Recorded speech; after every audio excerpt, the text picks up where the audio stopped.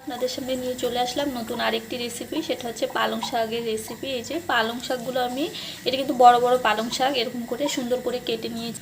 এটা আমি বানাবো সবজি অনেক ধরনের দিয়ে, আর ইলিশ মাছের তেল আর লেজ রেখেছি, এটা দিয়েই বানাবো আজকে।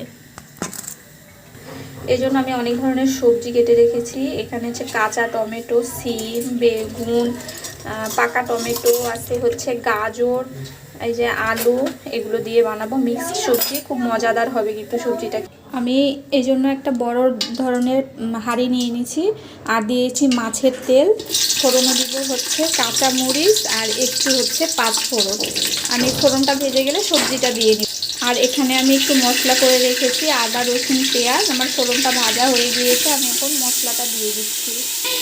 আমি মশলাও দিয়ে দিয়েছি। মশলার মধ্যে দিয়েছি শুধু লবণ, হলুদ আর হচ্ছে মরিচের গুঁড়া।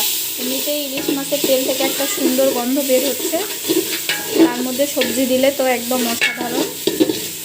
ভাজা হয়ে গিয়েছে, আমি এখন সবজিগুলো দিয়ে আমি কিন্তু সবজি শাকগুলো দিয়ে দিয়েছি। এখন আস্তে আস্তে করে ঢেকে সেদ্ধ করব। আপনারা কে কীভাবে পালং শাক রান্না করে খান বা কী দিয়ে রান্না করে খান অবশ্যই কমেন্ট বক্সে জানাবেন। আর আমার রান্না যদি আপনাদের ভালো লেগে থাকে সেটাও জানাবেন। আর অবশ্যই চ্যানেলে ফলো রাখবেন এরকম সুন্দর সুন্দর রান্নার ভিডিও দেখার জন্য। আমি এখন এটাকে ঢেকে রাখবো, আস্তে আস্তে করে এটা হবে। আর সবজিটা রেডি, দেখুন ঢাকনাটা খুলতেই একটা অসাধারণ গন্ধ বের হচ্ছে। আমি দেখাচ্ছি কেমন হয়েছে। এই যে কিচ্ছু দেখা যাচ্ছে না ধোঁয়া দিয়ে।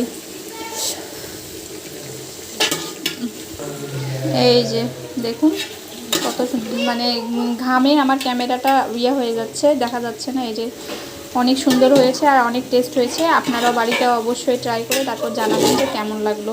দেখার জন্য ধন্যবাদ সবাই।